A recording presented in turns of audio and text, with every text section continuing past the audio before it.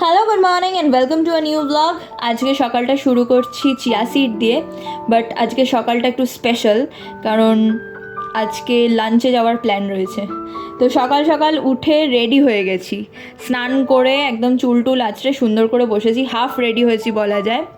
কারণ বাকিটা মানে একটু কানের দুল পরবো বা একটু লিপস্টিক ইউজ করবো, বাস দ্যাটস অল, এর বেশি কিচ্ছু না। কারণ এত গরম যে কোনো ওয়াটারপ্রুফ মেকআপই তোমার টিকবে না, কোনো মেকআপই টেকা খুব ডিফিকাল্ট। তো এই যে এসে পড়েছি হোটেল সিদ্ধেশ্বরী আশ্রমে। হ্যাঁ, এখনকার ক্যাফে কালচার বা ফাইন ডাইনিং রেস্টুরেন্টের যুগে অনেকেই হয়তো অবাক হবে যে কেন পাইস হোটেল, বাট আমি প্রচুর ভিডিওস দেখেছি এবং অনেকেই আমাকে রেকমেন্ড করেছে, বলেছে যে পাইস হোটেলে নাকি কলকাতার সময়টা থেমে গেছে, পুরনো কলকাতার পুরো ফ্লেভারটা নাকি পাওয়া যায়। তো চলো, তাই জন্য আজকে আমিও এসে গেছি, আর দেখা যাক যে কীরকম কলকাতা থেমে গেছে, কীরকম পুরনো কলকাতার স্বাদ আমি পাই। এই যে সবথেকে প্রথম ভালো লাগার কারণটাই হচ্ছে কলা পাতায়।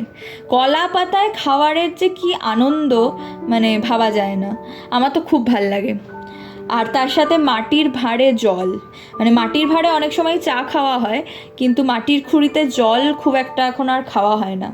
তো মেনুতে রয়েছে মুগের ডাল, এদিকে রয়েছে আলু ভাজা, তার সাথে সবাইকেই ওনারা লেবু, লঙ্কা আর পেঁয়াজ দেন।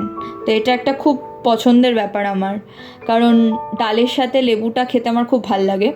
আর যে কোনো কিছুর সাথেই প্রায় আমি পেঁয়াজ খেতে খুব ভালোবাসি, সে ব্রেকফাস্টই হোক, লাঞ্চই হোক, অনেক সময় স্যান্ডউইচ বা কিছু বানালে সেখানেও আমি পেঁয়াজ ইউজ করি।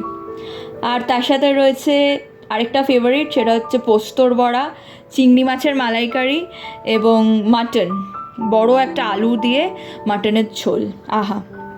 আর শেষ পাতে রয়েছে চাটনি, এখানে সারা বছর আমের চাটনি পাওয়া যায়। তার সাথে রয়েছে পাঁপড় আর টক মিষ্টি দই।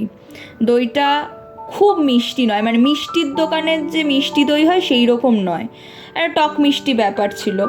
আর তারপর খাওয়া দাওয়া হয়ে গেছে, এখন ধরেছি বাড়ি ফেরার পথ। তবে আমি এইটুকু বলতে পারি যে আমি বহু বছর এই রান্নাটা ভুলবো না, এই টেস্টটা ভুলবো না। সত্যি কথা, এত ভালো খেতে, মানে প্রত্যেকটা আইটেম, মানে ডালটা মোটেই হস্টেলের ডালের মতন নয়। ডালে ছোট্ট ছোট্ট করে নারকেলের কুচি দেওয়া, তার সাথে কিশমিশ কাজু দেওয়া, অপূর্ব খেতে। তার সাথে ছুরি আলু ভাজা এবং পোস্তর বড়াতে খুব ঝিরিঝিরি করে পেঁয়াজ দেওয়া ছিল, যেটা খুব ভালো কমপ্লিমেন্ট করছিল টেস্টটাকে। তো অনেক দিন এই টেস্টটা আমি মানে মনে রাখবো। আর সন্ধ্যাবেলা বসে গেছি একটু পড়তে, আর অফকোর্স চা নিয়ে। চা ছাড়া তো অন্তত একটা বেলা চা না পেলে মনটা খারাপ হয়ে যাবে। আর ডিনারে রয়েছে রুটি আর তড়কা, আর আমি ডিমের ভুর্জিটা আলাদা করে রেখেছি, যার যার যতটা অ্যামাউন্টে দরকার সে সেভাবে নিয়ে নেবে। তার সাথে রয়েছে একটু শশা, কারণ দুপুরবেলা আজকে শশা খাওয়া হয়নি বা ব্রেকফাস্টেও খাইনি, আজকে ডিনারেই তাই জন্য শশা রয়েছে।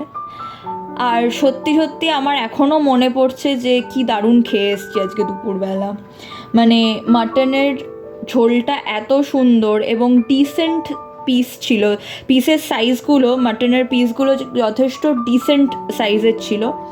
আর তার সাথে চিংড়ি মাছের মালাইকারিটাও খুব সুন্দর ছিল। অনেক জায়গায় আমি খেয়ে দেখেছি বড্ড বেশি ঝাল করে ফেলে, কিন্তু মালাইকারি যার নাম সেটা একটু মিষ্টি মিষ্টিই হবে। তো এখানকার মালাইকারিটা জাস্ট অপূর্ব ছিল, আমার তো খুবই ভালো লেগেছে বলা যায়। প্রত্যেকটা রান্নাই খুব ভালো। আর অ্যারাউন্ড 600 মতন আমাদের পড়েছে সব কিছু নিয়ে। তো চলো, দেখা হবে নতুন আরেকটা ভ্লগে। Till then, tata.